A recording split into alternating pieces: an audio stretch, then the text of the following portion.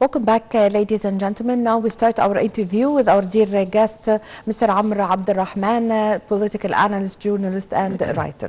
Now, Mr. Abdel Rahman, how do you see the timing of the visit by Abdel Fattah al-Burhan to Egypt to hold negotiations with President Abdel Fattah al-Sisi? Most significant and most important and well-picked timing for such a meeting and summit between Mr. President Abdel Fattah al-Sisi and General Abdel Fattah al-Burhan, the leader of the Sudanese armed forces. Yeah.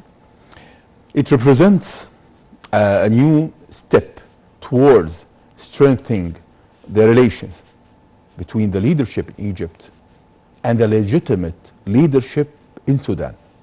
Yes. This is a very important thing to tackle upon. We have one leadership that is legitimate in Sudan, yes, not any other yes, side, not any other militia. Yes. We're talking about supporting the leader and the head of the state of Sudan, General Abdel Fattah al-Burhan, and the leader of the army that is confronting raids and civil war that was initiated and ignited by other hands, outer hands. The rapid forces. Of course, yes. Some hands, some fingers from abroad, and some from some neighbors around us just triggered that conflict and that civil war against the stability, yes, of Sudan and the security on the nation and the security and stability of our own borders, yes, the southern borders. Yes. In such timing, and afterwards, the efforts accomplished by Mr. President Abdel Fattah al-Sisi to strengthen the pillars of our economy. Yes. He heads towards protecting the southern borders with cooperation with General Abdel Fattah al-Burhan on all levels. We're talking militarily, we're talking economically, we're talking advising what to do and how to crush the militias, the terroristic militias, yes, led by the terroristic Hemeti that is being supplied and supported, as I said, by some forces in the regions, in the region here around us, that some forces are supporting instability in Sudan. And some powers in the region and from abroad, they have put their fingers and their claws on the fortunes of Sudan in Darfur, which I mean specifically gold and uranium, which is a very significant great gold mine, yes, there in Darfur, which represents a very important side to our own stability and our own national security. Yes.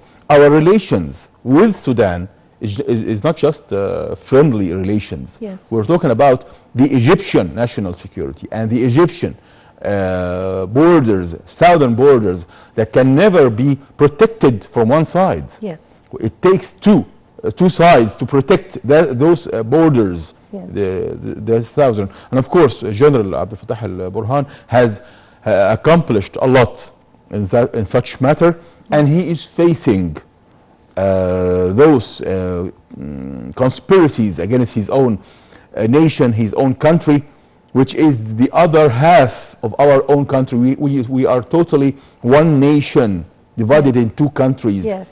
Totally, historically, we are one nation. We have the same roots. Egyptians belong to Africa, to Ham's continent, and to the African nation. Yes. And together we can pull over actions and strong, firm situations against any interference from any force from abroad or from the region. Yes. Mr. Abdurrahman, how do you weigh Egypt's stance concerning the current situation in Sudan and announcing that it supports the sovereignty of Sudan and stability, of course? We have been preserving the stability of Sudan as a first priority in our diplomacy, and our own political agenda since decades, since thousands of years. Yes. Sudan stability meaning Egyptian stability. We can never differ between this and that. Yes. And that's why Mr. President Abdel Sisi has tackled upon this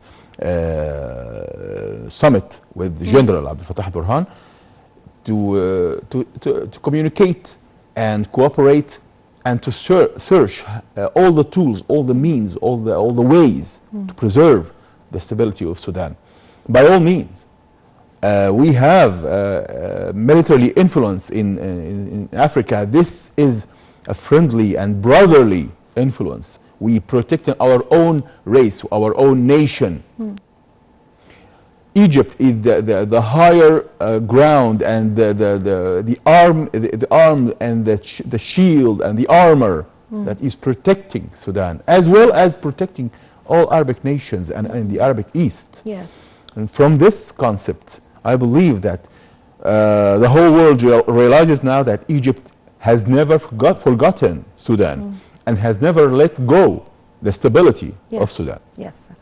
Mr. Abdurrahman, since the crises have started in Sudan, it's about to be a year now. Egypt have provided all the facilities and welcomed all the Sudanese inside Egypt. They are living everywhere in Egypt. They are not only for them, Egypt did not make, for example, special camps or something. They are living and they are our as neighbors. Citizens. Yes, yes. So how do you weigh also Egypt's stance concerning this and the facilities that Egypt have provided for all the Sudanese families who have crossed the borders or came by the air? Give us an idea about There is two ways to look at this matter. Strategically, Egypt is the only nation and the only state, the only republic, the only country that has faced the consequences of the Zionist spring or the Arabic autumn. And of course, we were the rock that those agendas were broken upon. We have stood against huge conspiracies against the Arabic East to invade it again by the hands of some terroristic groups, to be manipulated by other intel organizations to divide again what was already divided 100 years ago by the maps of Sykes-Picot. So that's why we have stood against that agenda, that terroristic agenda, this evil agenda. On the other hand, we are paying the price, of course, as we are the only one country that have stood firm and strong against that conspiracy. Well, of course, there is a price to be paid.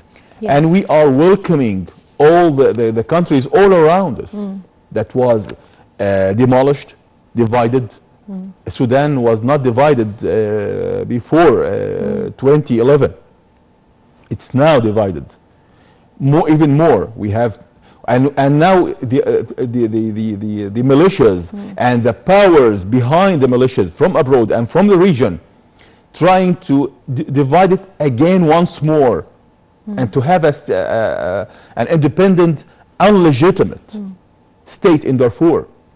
And that's why protecting the refugees, which we are not calling them refugees, we are calling them citizens from Syria, Yes. from Sudan, from Libya, Somal also, yes. from each and every Arabic country, an African country all Yes, around us. Of course, yes. Well, this is a role of the mother of the earth. This is the role of Egypt, Yes, the Egypt is strongest, treating all the mother of refugees Arabs. as Egyptian citizens. Of course. Yes. They have never found any difference in dealing with anything. I believe even some procedures were taken. For example, the initiatives by President Abdel Fattah al-Sisi did not differentiate between the Syrians or Sudanese Exactly. living here. Exactly. The health initiatives, for example. And Yeah. please let me say something very Included important here. the Sudanese. there is a big difference between the Egyptian way of treating refugees and the European, Yes. who claims they are the capital of civilization, where they have dealt with such matters in the most barbarian way. They have dealt with the refugees like second hand or second class citizens. Subjects. They didn't even call them citizens. They have dealt with them and opposed them, their own culture, their twisted culture upon them. In Egypt, truly is the mother of civilizations. And we have proven this despite we are going through lots of crises and lots of conflicts, economically, politically, on all levels. And we have never abandoned our own civilization and our civilized ways. Yes.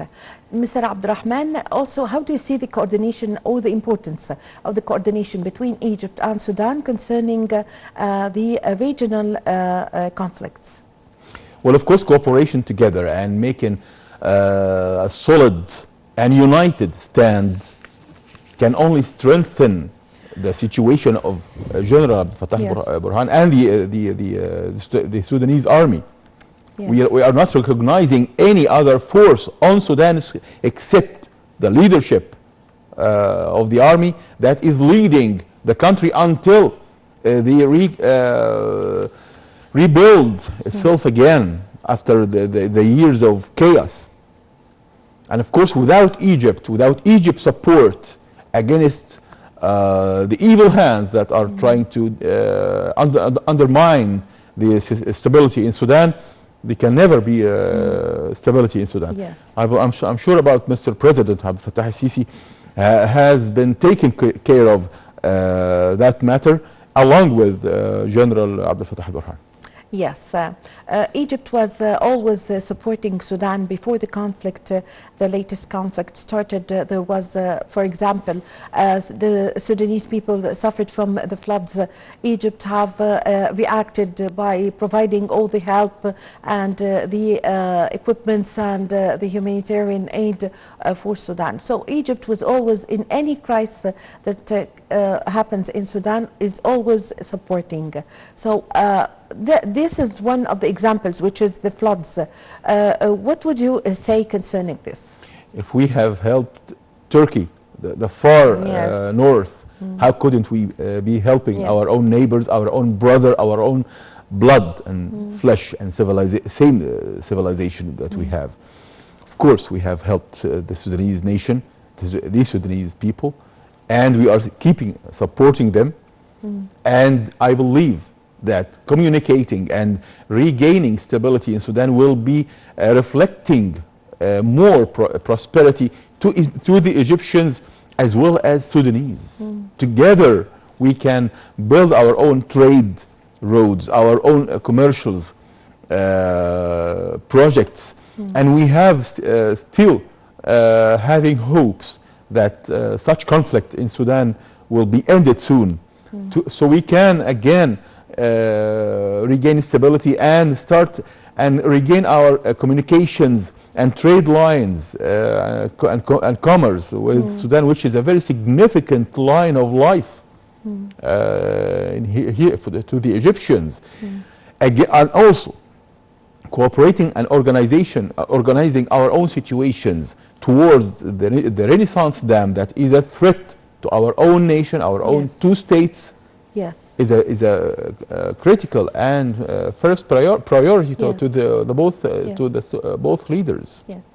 Mr. Abdurrahman, if we go to the historical relations between Egypt and Sudan, of course, it's one of the very important relations between two countries in the whole world, of course, because one day Sudan and Egypt was one country. Exactly.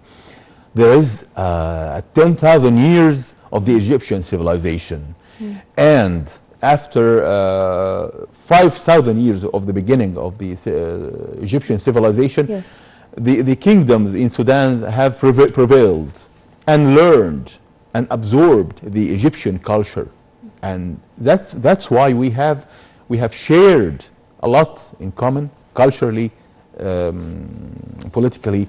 Even we have mingled together as one race, as one roots, I might add. Yes. One roots to our own nation.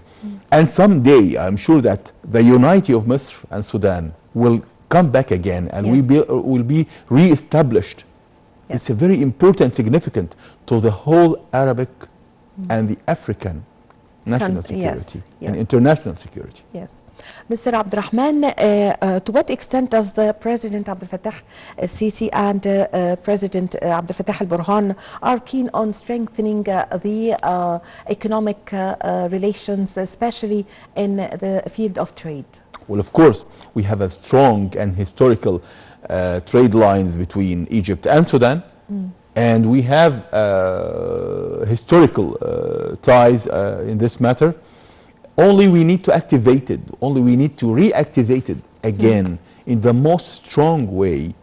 I am sure that Egypt can support the Sudanese to regain their own stability, so we can regain our own trade lines, working and active and strong. We have cultural projects and common cultural projects, and of course the field of cattle and so many projects that we can regain it again for the benefits of the one nation in two states. Not only the trade, also the investments. And of course, the Egyptian investments and the Sudanese investors too. They have their own investments here in Egypt. On the other hand, we have many companies until now, they are working in Sudan right now, until now. Yes. Also in the field of education, most of the students from Sudan come to study in Egypt for scholarships. Sure, they are most welcomed as our brothers, our blood. I am sure that the Sudanese nation is always welcomed in their own brotherly nation in Egypt. I thank you very much for coming today. Thank you for your valuable information, Mr. Amr Abdurrahman, political analyst, writer, and journalist. Thank you very much for joining us. Thank you. Thank you for having me. Thank you very much. Well, ladies and gentlemen, a short break, and I'm going to be back with you.